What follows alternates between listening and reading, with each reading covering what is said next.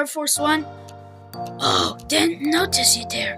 I recently got used to the new airport. Yes, and today we're going to the park too.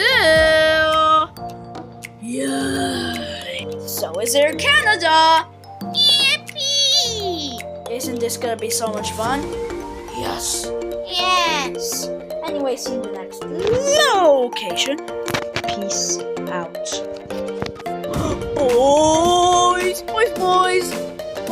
Boys, we got Prime.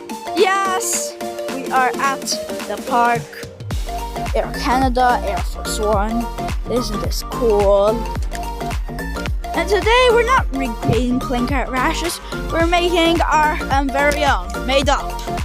On a sunny afternoon at 2 o'clock, President Trump entered aboard the United States of America Air Force One.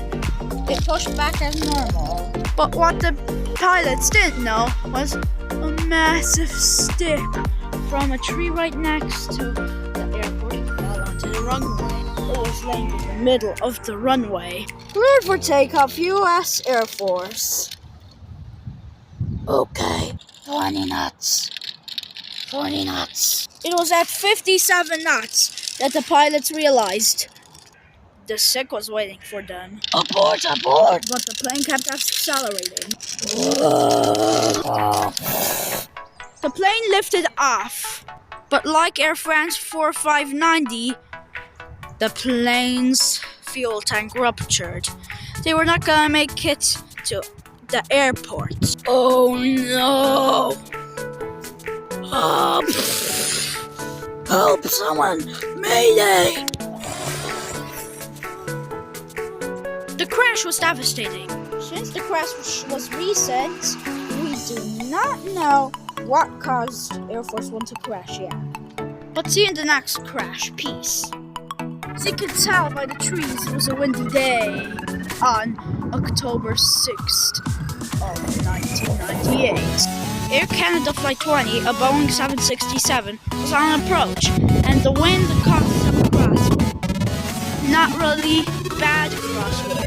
They were landing at Tree Trunk International Airport, Air Force One. But then, the crosswind gets even worse. Flight 20 had to do a go-around.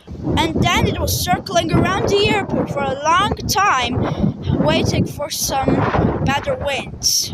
But that was a grave mistake because they ran out of fuel. They go inverted, and even worse, to the inverted, a microburst comes in. And now it's going down. It's kind of like an inverted stall. But the plane manages to flip back and is already on approach to make an emergency landing.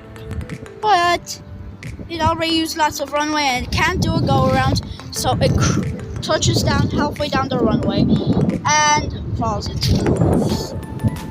The investigation concludes that while bad winds caused the crash and pilot error for not realizing his fuel was low. Sorry, Air Canada, but you had a sad crash there. Peace! Air Force One and Air Canada. Flight 605. Air Canada 605 is the first to push back. As Flight 605 is taxiing, Air Force One is still refueling. But suddenly, right after it's refueling, it's supposed to really quickly push back and taxi to the runway. The problem is, it's foggy. And as Air Canada lines up with the runway, Air Force One is taxiing to the opposite side of the runway to take off. As it reaches the runway too, Air Force One starts taking off. At the same time, Air Canada was cleared for takeoff. Since Air Canada lined up with the wrong runway, it was supposed to line up with the runway next to this corner.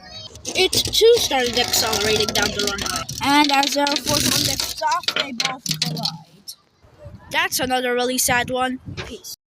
Peace.